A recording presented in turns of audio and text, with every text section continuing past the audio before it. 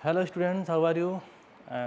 I hope you all will be very well and doing your study very properly.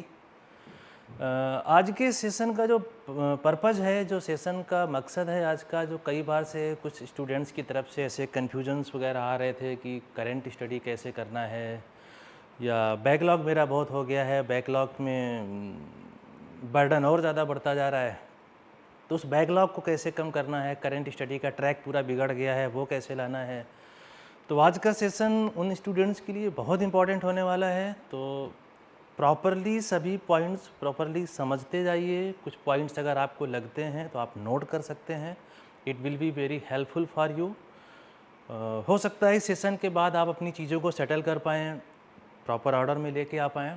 तो कुछ चीज़ों को बारीकी से समझते हैं, और जो मेन पर्पज़ इस सेशन का, जैसे कि आपको टाइटल में भी मिला होगा कि करंट स्टडी हमें कैसे करना है, और बैकलॉग वगैरह जो जैसे ज़्यादा हो गया है उससे हमें कैसे बाहर निकलना है, उस पर पूरा अटेंशन रहेगा। ओके, तो लेट्स स्टार्ट। सबसे पहले आपको ये समझना है कि करंट स्टडी होता क्या है। क्या है current study? First of all you have to understand what is the current study, right. तो जो भी चीज़ें आज आप पढ़ रहे हो, जो भी आपको पढ़ाया जा रहा है, उसका जो आप सेल्फ स्टडी करते हो, that is the current study. Is a very simple thing. आज मैंने आपको जो भी बताया, सर ने जो भी कराया, उसके लिए जो आप सेल्फ स्टडी अपनी कर रहे हैं, उसी पूरे प्रोसीजर को करंट स्टडी का नाम दिया गया है। Simply we can conclude the self study of the topics which are being taught to you currently constitute कर द करंट स्टडी, राइट। अब करंट स्टडी करना कैसे है, in the major factor. Current study करना कैसे है, तो उसके लिए इसके 4 कंपोनेंट्स रहते हैं करंट स्टडी में। उसको 4 हिस्सों में डिवाइड किया गया है, राइट। जिसमें से जो फर्स्ट है, जिसकी इनिशियल यूनिट है, जहाँ से आपकी करंट स्टडी की जर्नी स्टार्ट होती है, आप ऐसे कह सकते हैं, that is the pre reading. Pre reading is very important. Usually students नहीं करते हैं, usually very few students are there who are doing pre reading before their lectures, right. तो प्री रीडिंग का मतलब है कि कल जो भी हम करने वाले हैं, क्लास में सीखने वाले हैं, उस टॉपिक को आप पहले से एक बार देख लीजिए। उसको देखने के लिए कई सारे सोर्सेस आपके पास हो सकते हैं, जैसे कि स्टेट बोर्ड की बुक्स हैं, एनसीईआरटी बुक्स हैं। अगर एनसीईआरटी स्टेट बोर्ड आप देख चुके हैं, उसके बाद भी आपके पास समय रहता है, तो आप आईकेट के मॉड्यूल्स भी देख सकते हैं। तो उनसे आप करंट स्टडी करिए। और ये वेरी सिंपल सा प्रोसेस है कि उसमें हो सकता है आपको कुछ भी समझ में ना आए, मैं मानता हूँ, बट उसमें ये तो समझ में आएगा कि उसमें कोई एक ऐसा नोटेशन था, एक ऐसा सिंबल था, उस सिंबल का क्या मीनिंग होगा। तो कहीं ना कहीं you will be better connect in comparison to those students who have not done their pre reading. तो उसमें आपको डेफिनेटली इसका फ़ायदा मिलेगा। करंट स्टडी प्री रीडिंग आपको करना ही करना है जब भी आप करंट स्टडी का प्लान करते हैं, और करना ही है आपको, right. Next one is the attending lecture. जैसे ही आपकी प्री रीडिंग हो गई, अब आप लेक्चर्स में आ गए। नेक्स्ट डे आप जब भी क्लास में बैठते हैं, तो उसमें आपको लेक्चर्स अटेंड करने हैं विथ फुल इंटरेस्ट, और taking down the class notes usually आप लोग करते हैं। तो सेकेंड पार्ट तो ऐसा है कि सभी लोग कर रहे हैं, राइट। तीसरा पॉइंट आता है पोस्ट प्रिपरेशन। सबसे मेजर रोल आपका पोस्ट प्रिपरेशन। लेक्चर हो गया, अब क्या करना है, पूरा झगड़ा यहीं से शुरू होता है, पूरा कन्फ्यूजन यहीं शुरू होता है। तो पोस्ट प्रिपरेशन का मतलब ये है कि जो भी आपने लेक्चर्स में पढ़ा हुआ है, उसको अब आपको बाई सेल्फ भी करना है। तो again reading from the textbook, class notes, and try to understand for the greater depth. Okay, तो पोस्ट जो यहाँ पर प्रिपरेशन की बात की गई है, that is playing a very crucial role for your current study, right. Next one is the solving. अब जब आप स्टडी कर लेते हैं, स्टडी कर लिया आपने, उस टॉपिक को फिर से समझ लिया जो सर ने पढ़ाया था, अब आता है उसको इम्प्लीमेंट करने की बारी कि जो हमने पढ़ा हुआ है उस पर अपन कितना सीख पाए। क्या वाकई हम उस टॉपिक को समझ पाए, क्या कि बस पढ़ लिया हो गया। तो अब आपको अपनी क्रॉस चेकिंग आप कह सकते हैं, सेल्फ क्रॉस चेकिंग आप कह सकते हैं, कि अब आपको इवेलुएट करना है कि कितना क्या पोर्शन उसमें सीख पाए। उसका सबसे बेहतरीन तरीका है सॉल्विंग। और सॉल्विंग आपको स्टेप 1 से स्टार्ट करनी है, ग्रेजुअली करनी है। डोंट थिंक कि हम स्टेप 3 से करेंगे, स्टेप 1 तो बहुत सिंपल है, ये सब मेंटालिटी हटा दीजिए। स्टेप 1 से आप सॉल्विंग करना स्टार्ट करेंगे। जो भी लेक्चर्स जो भी टॉपिक्स आपने स्टडी किए हुए हैं, राइट। सॉल्विंग में मैं अभी डेप्थ में और भी बात करूंगा, but simply you have to understand the 4 components are there, the last one is the solving from the step 1 the onwards, right. Next इसमें पॉइंट ये आता है कि जैसे ही आपने सॉल्विंग कर ली, अब करंट स्टडी इफ़ेक्टिव कैसे बनाएं, यानी जितनी ये कंपोनेंट्स की बात हो रही थी उनको और ज़्यादा इफ़ेक्टिव कैसे बनाया जाए। आपको मालूम है प्री रीडिंग करना है, पोस्ट रीडिंग करना है, ये करना है, सब करना है, मालूम है, बट उसको इफ़ेक्टिव कैसे किया जाए, उसके लिए आते हैं कुछ पॉइंट्स पर। उसमें आपको समझना ये है कि जो आपकी स्टडी है उसको 2 पार्ट्स में डिवाइड करना है।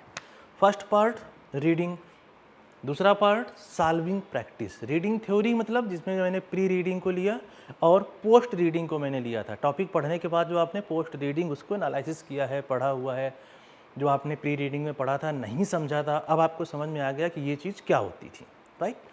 तो वो हो गया पोस्ट रीडिंग। इसके बाद में जैसे रीडिंग थ्योरी यानी वो पोस्ट रीडिंग पार्ट हो गया। Next one is the solving practice. Solving practice जिसकी मैंने बात की, आप स्टेप 1 से स्टार्ट करेंगे और उसको स्टेप 5 तक, 6 तक, 4 तक, जहाँ तक आप कर पाते हैं वो करेंगे। यहाँ पर मेन पार्ट आपको ये भी देखना है कि जो सॉल्विंग आप कर रहे हैं it must be time bounded. In general solving नहीं होगी। पूरा खेल यहीं से बिगड़ जाता है जब आप इन जनरल सॉल्विंग करने लगते हैं। कभी भी बस बुक लेके बैठ गए, सॉल्व करने लगे, कभी इधर लेटे हैं, कभी ये सॉल्व कर लिया, कभी वो सॉल्व कर लिया, ये देख लिया, नो। दीज कैजुअलनेस जो भी हैं वो आपको कहीं ना कहीं पीछे ले जाएंगे और आपका पूरा ट्रैक बिगड़ जाएगा जो भी आपने करंट स्टडी के लिए प्लानिंग की हुई है।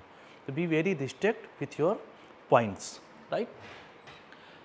इफ़ेक्टिव जो भी है सॉल्विंग आपने जो भी किया, उसके बाद अब इस पर जो पॉइंट्स आपको समझने हैं, क्या क्या करना है इफ़ेक्टिव बनाने के लिए, उसको 2 पार्ट में आपने बांट दिया था। एक थ्योरी रीडिंग का था, दूसरा प्रैक्टिस का था। जब प्रैक्टिस की बात आती है तो जिससे मैं अभी बात कर रहा था कि आपको स्टेप 1 से स्टार्ट करना है, राइट। तो स्टेप 1 से स्टार्ट करना है तो उसके बारे में भी आपको मालूम होना चाहिए कि जब आप स्टेप 1 कर रहे हैं, these are the board level problem. तो don't ignore your board exam. आप ऐसा मत समझिए कि हम लास्ट में एकदम कर लेंगे, फिर लास्ट में एकदम से होता नहीं, बहुत बल्क में चीज़ें कलेक्ट हो जाती हैं, फाइनली फिर वो पूरी मैनेज हो नहीं पाती, राइट। तो आप स्टेप 1 ज़रूर सॉल्व करिए और यही स्टेप 1 आपको बहुत एम्पावरमेंट करेगा जब आपका सिलेबस कंप्लीट हो जाएगा। जब बाकी स्टूडेंट्स बोर्ड करने जाते हैं तब आपका बोर्ड फिनिश हो चुका होगा। ये बात आप हमेशा याद रखिए। अगर आप साथ में स्टेट बोर्ड यानी स्टेप 1 साथ में करते जाते हैं, आपको मालूम ही नहीं चलेगा कि हम स्टेट बोर्ड कर रहे हैं नहीं कर रहे हैं, साथ में उसकी सभी एक्सरसाइज 1 बाय 1 टॉपिक्स के कंप्लीट होते जाएंगे and all exercise will be completed very properly, right. Step 2 is the numerical problem. सभी जानते हैं मेंस एग्जाम में कुछ न्यूमेरिकल क्वेश्चंस भी आते हैं, एडवांस में भी न्यूमेरिकल वैल्यू प्रॉब्लम्स आते हैं। जो आपका स्टेप 2 डिज़ाइन किया गया है लेक्चर प्लान में और असाइनमेंट्स में, उनमें ये स्टेप 2 न्यूमेरिकल प्रॉब्लम है, उनको आपको करना है। Third one is the objective questions of the lower level of JEE main to ensure qualifying. देखिए स्टेप 3 आपको हायर लेवल के क्वेश्चंस नहीं मिलेंगे मेंस के स्टेप 3 में, लेकिन ऐसा नहीं है कि आप स्टेप 3 करके मेंस क्वालिफाई नहीं हो सकते हैं। ये बिल्कुल धारणा अपने मन से हटा दीजिए। स्टेप 3 तक करके भी आप मेंस क्वालिफाई हो सकते हैं। I am not talking about the what ever the rank gain by you, right. तो रैंक की बात यहाँ पर नहीं हो रही, लेकिन आप क्वालिफाई डेफिनेटली हो जाएंगे, इस बात का भरोसा रखिए, ओके। तो यहाँ पर अब स्टेप 3 के बाद में जो नेक्स्ट रोल आता है वो आता है स्टेप 4 का, objective problems higher level mains need to enhance score. इसमें आपको जो प्रॉब्लम्स मिलने वाले हैं स्टेप 4 में, वो आपकी मेंस की रैंक को काफ़ी हद तक डिसाइड करने वाले हैं। तो स्टेप 4 अगर आप प्रॉपरली करने लगते हैं, आपको लगता है कि I am comfortable in step 4, तो आप समझ जाइए you will achieve your proper rank in your JEE mains exam, okay. Be confident if you are able to solve the step 4 you will get your rank in JEE mains. After that step 5, यहाँ से picture start होती है JEE advance की। और step 5 का मतलब है कि जो भी आप क्वेश्चंस कर रहे हैं स्टेप 5 के mix type of the problems, lower level JEE advance to ensure qualifying. जैसे मेंस की मैंने अभी बात की थी कि अगर आप मेंस में स्टेप 3 के क्वेश्चंस करते हैं तो आप क्वालिफाई तो निश्चित रूप से हो जाएंगे, रैंक कहना मुश्किल रहता है उस जगह, ठीक। वैसे ही अगर आप स्टेप 5 के क्वेश्चंस करते हैं तो डेफिनेटली आप मेंस के बाद ये जो एडवांस एग्ज़ाम है, स्टेप 5 करने के बाद आप एडवांस भी क्वालिफाई हो सकते हैं या हो जाएंगे, प्रोवाइडेड अगर आप स्टेप 5 प्रॉपरली करते हैं। ऐसा नहीं होना चाहिए कुछ पोर्शन किया कुछ पोर्शन छोड़ दिया, स्टेप 5 भी पूरा प्रॉपर नहीं हुआ। बिल्कुल प्रॉपर करना है, एक एक क्वेश्चन करना है उसका, ठीक है। एंड बी श्योर कि आप स्टेप 5 करने के बाद एडवांस एग्जाम क्वालिफाई करेंगे। रैंक कितनी आएगी ये कह पाना यहाँ पर बहुत मुश्किल है, क्योंकि स्टेप 5 आपके रैंक को डिक्लेयर नहीं कर रहा है, right. Next one is the step 6। Step 6 mix type problem higher level JEE advance. ये स्टेप 6 आपको बहुत ऊपर तक लेके जाएगा। स्टेप 6 में आप ये सीखने वाले हैं कि जेई एडवांस में रैंक कैसे गेन करनी है। स्टेप 6 तक अगर आप प्रॉपर करने लगते हैं विद इन टाइम, तो आप समझ जाइए जेई एडवांस को आपने पूरी तरह कैप्चर कर लिया है। ओके, तो दीज आर द स्टेप्स जो कि आपको सॉल्विंग में करने थे। और ये पूरा अपना रोड मैप क्लियर रखिए कि किसका कौन सा पार्ट है। हमने यहाँ पर इफेक्टिव बनाने के लिए पूरे करंट स्टडी को 2 पार्ट में डिवाइड किया था, रीडिंग थ्योरी और प्रैक्टिस। तो this is the part of the solving practice, ठीक है। नेक्स्ट वन, अब जैसे आप सॉल्विंग जो कर रहे हैं उसको इफेक्टिव कैसे करें। सॉल्विंग तो कर रहे हैं भाई, आपको स्टेप 2 करना है, 3 करना है, 4 करना है, सब करना है। कैसे करना है, कभी भी उसे लेके शुरू हो जाना है या उसकी कोई प्रॉपर स्ट्रैटेजी है। यस, वहाँ पर भी आपको प्रॉपर टेक्निक यूज करनी है सॉल्विंग अप्लाई करने में। उसके लिए कुछ पॉइंट्स आपको ध्यान रखना है, जैसे कि टाइम बाउंडेड। जब भी आप सॉल्विंग करने के लिए बैठेंगे, वॉच आपके टेबल में रखा होगा, स्टडी टेबल में, और आप जब भी क्वेश्चंस करने बैठे हैं, नंबर ऑफ प्रॉब्लम आपके माइंडसेट में होंगे कि हमें कितने क्वेश्चंस का टारगेट लेके बैठना है, 20 क्वेश्चन करना, 50 क्वेश्चन करना, कितने करना, और एक ड्यूरेशन आप सेट कर दीजिए एंड स्टार्ट द सॉल्विंग। अब आप नोटिस करिए, जैसे ही आपने टाइमर लगाया, जो भी किया, उसमें आप देखिए कि जो मैंने सेट किया था अपना टारगेट कि मुझे 30 क्वेश्चंस करने थे 1 आवर में, अब 1 आवर में कितने बने वो आपको देखना पड़ेगा वहाँ पर, राइट। तो this is the time bound practice. Start attacking each question sequentially, read questions carefully. हमेशा ये गलती होती है, प्रॉब्लम सिंपल होता है, हम लोग प्रॉपर पढ़ते नहीं हैं और आता हुआ क्वेश्चन स्किप हो जाता है। कई बार क्वेश्चंस का रिप्रेजेंटेशन बड़ा मुश्किल होता है, प्रॉब्लम में कुछ भी नहीं होगा, उसको इस तरीके से डिज़ाइन करके लिख दिया जाता है कि अपने को ये समझ में नहीं आता कि पूछा गया क्या है। बारीकी से देखेंगे तो समझ में आ जाएगा, इसमें कुछ भी नहीं था, राइट। तो ये चीज़ आपको बहुत केयर करनी है कि क्वेश्चंस को बहुत प्रॉपरली पढ़ना है। शांत मन से आप क्वेश्चन को बिल्कुल पढ़िए कि वो क्या कह रहा है, क्या कहना चाहता है और क्या आपसे एक्सपेक्ट कर रहा है, टू द पॉइंट उसका सोल्यूशन देना है। Skipping one of the important factor. Skipping, देखिए स्किपिंग जब भी आप क्वेश्चंस की करते हैं या आप एग्ज़ाम में क्वेश्चन छोड़ते हैं, तो पहली चीज़ तो ये है कि स्किपिंग को आप अपनी कमजोरी मत मानिए। आप ये मत सोचिएगा कि स्किप, मुझे क्वेश्चन स्किप करने पड़ रहे हैं, बगल वाला तो कुछ कर ही नहीं रहा है। तो स्किपिंग आपकी कमजोरी नहीं है। अगर आप ये सीख पाते हैं ड्यूरिंग एग्ज़ाम कि मुझे ये क्वेश्चन स्किप करना है, तो ये आपकी इंटेलिजेंसी को दिखाता है कि आपने कितना क्वेश्चन जो स्किप करने वाला क्वेश्चन था उसको स्किप किया। बात हमेशा आप याद रखिए। कई बार ऐसा होता है कि हम एक ऐसे क्वेश्चन में उलझ जाते हैं जो बाकी 4 क्वेश्चन का समय ले जाता है, तो बेहतर है हम उस क्वेश्चन को हटा दें जो बाकी का समय भी खा रहा था। ये भी 4 मार्क्स का था, ये भी 4 मार्क्स का था, ये भी 4 मार्क्स का। तो एक 4 नंबर के क्वेश्चन के लिए 8 नंबर के क्वेश्चन हमारे छूट गए। तो बेहतर है उस 4 को छोड़ें, इन 4 को सिक्योर करें, राइट। तो skipping is very important technique. उसके कुछ फैक्टर्स, इंटरनल फैक्टर्स हो सकते हैं, जैसे कि visualise and the estimate the time required. कितना समय लगने वाला है ये आपको अंदाज़ा लग जाना चाहिए, that is the part of the practice, उससे आपको अंदाज़ा लग जाएगा। दूसरा है लिव इफ द बियॉन्ड और ये कंसेप्ट लेंदी वगैरह वगैरह। सिंपल सी बात है, कई बार क्वेश्चन ऐसा आएगा अपने को समझ ही नहीं रहा है, मालूम ही नहीं चल रहा क्या करूं, कैसे शुरुआत करूं, तो छोड़ने का उसको, उसमें अपने को साइंटिस्ट नहीं बनना है, ठीक है, उसको हटा देने का। तो उस क्वेश्चन को आपको बिल्कुल अवॉइड कर देना है और आपको लास्ट मोमेंट तक उस पर नहीं पढ़ना है। अगर आपको ये लग रहा है कि बिल्कुल मेरे लिए एक नया क्वेश्चन है, नए टाइप का प्रॉब्लम है, ऐसे क्वेश्चन मैंने फेस नहीं किए थे, मुझे क्या करना, मुझे कुछ भी नहीं मालूम, स्किप करना है, right. That is the second part. Next, जैसे स्किपिंग हो गई, आप अगले क्वेश्चन में जाएंगे, अटेम्प्ट करेंगे और वही पुरानी बातें जो आपने पिछले क्वेश्चन में की थी इधर फॉलो करनी है। क्रॉस चेकिंग, देखिए जो सॉल्विंग टेक्निक है उसमें हमेशा, मैंने कई बार क्लास में भी डिस्कस किया है कि जो भी आप सॉल्विंग कर रहे हैं, जो भी आपने टाइम बाउंडेड किया हुआ है, उसके बाद मान लीजिए आपने 45 मिनट की साइकिल फॉलो की, अब 45 मिनट साइकिल में जो बाद के 15 मिनट बच रहे हैं, ये आपके 2-4 क्वेश्चंस निकालने वाले हैं। आपको पता ही नहीं चलेगा कि 2-3 क्वेश्चन, 2-4 क्वेश्चन या 1-2 क्वेश्चन जितने भी हैं, वो आपके 2-3 क्वेश्चंस कैसे फिर से पकड़ में आ गए। अगर आप क्रॉस चेकिंग करते हैं, हो सकता है पहले अटेम्प्ट में, पहली बार में वो क्वेश्चन अपने से ना जब रहा हो, लेकिन सेकेंड अटेम्प्ट में दाएं बाएं सोचने पर आपको ये पता लग जाए कि ये क्वेश्चन तो ऐसे हो जाएगा। मैथमेटिक्स में कई बार ऐसा होता है कि कई सारे क्वेश्चंस को हम लोग ऑप्शन से कनेक्ट कर पाते हैं कि इसका ये ऑप्शन फिट हो जाएगा। हो सकता है उसका हमें एक्चुअल सोल्यूशन ना मालूम हो, मेंस में तो बहुत होता है, उसका एक्चुअल सोल्यूशन अपने को नहीं मालूम, लेकिन अपन ये ज़रूर समझ लेते हैं कि ये क्वेश्चन इससे भी हो सकता है। तो इन चीज़ों के लिए अब अवेयर रहिए, ये चीज़ें आप क्रॉस चेकिंग में यूज कर सकते हैं और उसका फ़ायदा उठा सकते हैं, राइट।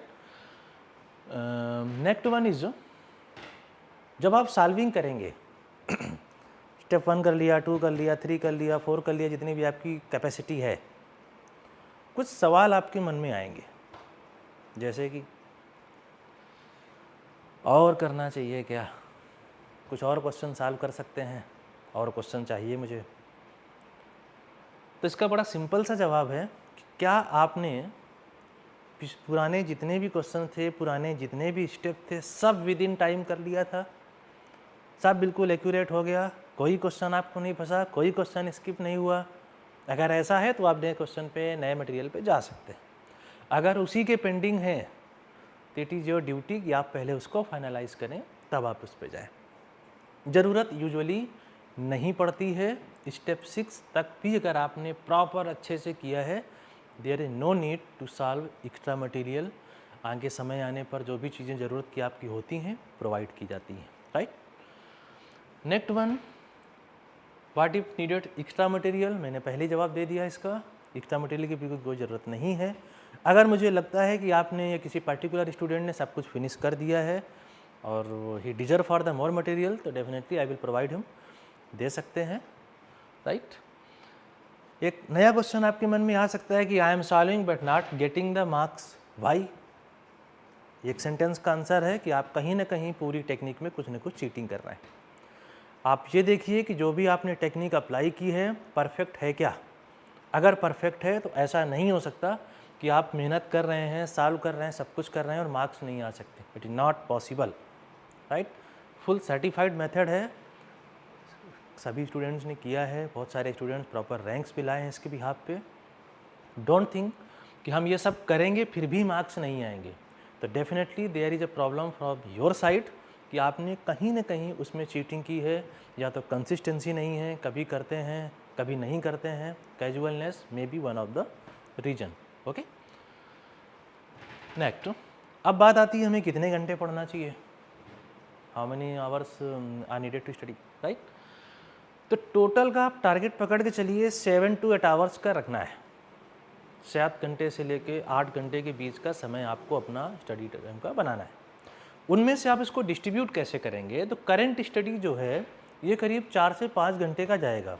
अब करंट स्टडी में क्या होगा, जो भी आज के आपके लेक्चर्स हुए हैं जो 2 लेक्चर्स आज के हुए हैं, उन दोनों लेक्चर्स की जो टॉपिक्स आपको पढ़ाए गए हैं उनको, वही यहाँ पर मेंशन किया गया है कि subject 1 topic 1 and the subject 2 topic 2, right.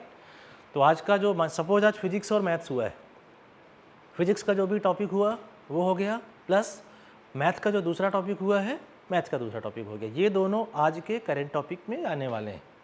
इसके लिए आपको 4 से 5 घंटे का समय स्पेंड करना होगा, करना ही पड़ेगा, राइट, अदर आप इसको परफेक्शन में लाएंगे। अब बात आती है बैकलॉग। ये बैकलॉग आपको बहुत तंग करता है, मुझे मालूम है। So many students are reporting the same issue like sir I have heavy burden of the backlog. तो मैं इसकी बात करूँगा अभी, बैकलॉग कैसे बनता है, कैसे दूर करना है। तो बैकलॉग की रिकवरी के लिए आप 2-3 घंटे का समय डिसाइड करिए अपने पूरे डेली शेड्यूल में। कम से कम 2 घंटे तो रखना ही रखना है, नहीं तो बैकलॉग से बाहर निकल पाना आसान नहीं है, क्योंकि डेली आपके करंट में 2 टॉपिक चल रहे हैं और बैकलॉग आपको कहीं ना कहीं बहुत डिमोरलाइज कर देता है। तो इससे आपको बाहर निकलने की हर कोशिश करनी चाहिए, right. Next one is the for revision. Revision in the sense जो भी आपके पिछले टॉपिक्स हो चुके हैं, आरटी कैट में तो आपको पिछले टॉपिक्स भी देने ही देने हैं, कैट में तो करंट के रहते हैं, बट आरटी है, पीआरटी है, इस टाइप के बहुत सारे एग्ज़ाम्स भी रहते हैं आप लोगों के, पीएसआरटी है जैसे, ठीक है। तो रिवीजन का समय भी आपको बनाना है, तो ये टोटल चीज़ें पकड़ के आपको 7 से 8 घंटे के लिए डिफ़ाइन करनी है कि कौन सा स्लॉट हमें कौन से टाइम पे फिट करना है। That is depend on you कि आप अपना शेड्यूल कौन से टाइम का बनाते हैं, कितने बजे का बनाते हैं। ऑब्वियसली लेक्चर के बाद का होगा, but it should be very restricted कि आपको फॉलो करना है, मतलब करना है, राइट। नेक्स्ट पॉइंट जिसकी मैं बात कर रहा था, बैकलॉग। सबसे जो डेंजरस चीज़ है पूरे सिनेरियो में, that is the backlog. Backlog हुआ कैसे? जब आप करंट स्टडी करते हो, स्टेप 2 के 10 क्वेश्चंस न्यूमेरिकल टाइप, स्टेप 3 के 25 क्वेश्चंस एमसीक्यू टाइप, ये हो गए 35। आज मैंने फिजिक्स में ये टॉपिक किया या मैथ्स में ये टॉपिक किया, मेरे 35 क्वेश्चंस हो गए जो हमें कल तक सबमिट करने हैं, क्योंकि करंट टॉपिक हमेशा प्रीवियस डे के बिहाफ पे रन करता है, राइट। अब जैसे ही स्टेप 3 तक का तो आपने कर लिया भाई, बहुत अच्छी बात है। स्टेप 4, 5, 6 ये कब करेंगे? तो ध्यान रखिए, करंट टॉपिक का स्टेप 4, 5, 6 बैकलॉग में ही काउंट किया जाता है। The step 4, 5 and 6 of a current topic are considered under the backlog, right. तो ये आपके बैकलॉग में जाने वाले हैं, जिसकी प्लानिंग अपन ने इसके पहले पार्ट में की थी कि 2 से 3 घंटे बैकलॉग के लिए देना है। Subject wise you have to divide your time. Skipped question जब आप सॉल्विंग कर रहे थे, कोई ज़रूरी नहीं है कि आपसे सभी क्वेश्चंस बन गए हों, it is not possible. It is very difficult for almost all of the students कि वो सभी क्वेश्चन सब सॉल्व कर दें, नॉट पॉसिबल। कुछ गलतियाँ होंगी, जब आप आंसर की देखते हैं ना 10 गलतियाँ निकलती। तो जो स्किप किया था, गलत किया था क्वेश्चन, वो सब कहाँ जाएंगे? 2000 also under backlog. Next one, analysis. जो भी आपने सॉल्व किया, क्या आपके पास समय बचा एनालिसिस करने के लिए? कौन सा क्वेश्चन मेरा क्यों गलत हुआ था, उसमें रस मिस्टेक हुई थी कि कंसेप्चुअल मिस्टेक हुई थी कि मैंने आंसर गलत टिक मार दिया? आपने एनालिसिस किया क्या? नहीं किया। This analysis also will go for backlog. तो बैकलॉग के 3 कंपोनेंट हैं, इन तीनों से अगर आप निकल पाते हैं तो आपका बैकलॉग फिनिश हो जाएगा and you will be very mentally free कि आप करंट हिस्ट्री में ज़्यादा टेंशन कर पाएंगे। तो बैकलॉग को सभी लोग पूरी ईमानदारी से कंप्लीट करने का कोशिश करिए। और आज के सेशन का मेरा पर्पज़ भी यही था कि आप करंट स्टडी के साथ साथ बैकलॉग को कैसे फिनिश करते हैं, राइट। बैकलॉग के साथ में आपको ये भी चीज़ ध्यान देनी है कि जितना आप मिनिमाइज़ कर पाते हैं आगे के लिए। सपोज किसी टॉपिक में कुछ इजी टॉपिक भी आ जाते हैं, ऐसा मैथ्स में तो बहुत बार होता है, कोई इजी टॉपिक चल रहा है, उसमें स्टेप 2, 3 बड़ी आसानी से हो गए, तो वहाँ पर आप बैकलॉग को अरेंज कर सकते हो। उसका समय जो आपने 2 से 3 घंटे का समय दिया हुआ है, उसमें आप बैकलॉग का टाइमिंग शेड्यूल बना सकते हो। मतलब आपको 2 से 3 घंटे डेली बैकलॉग के लिए देने हैं। कौन सा सब्जेक्ट है, कौन सा टॉपिक है, that is depend on you कि आप उसको कैसे मैनेज करते हैं, राइट। इस तरीके से आप बैकलॉग का बर्डन कम कर सकते हैं। तो ओके, तो almost points are done from my side. If you have सब queries you can leave your question in the chat box. Thank you very much. Next हम लोग फिर से मिलेंगे कुछ ऐसे ही इम्पॉर्टेंट टॉपिक्स के साथ में, उस पर डिस्कस करेंगे एंड आई होप इनसे आपको फ़ायदा मिलेगा और अपनी आप स्टडी को ज़्यादा फ्लुएंट और प्रॉपर बना पाएंगे। It's okay, thank you.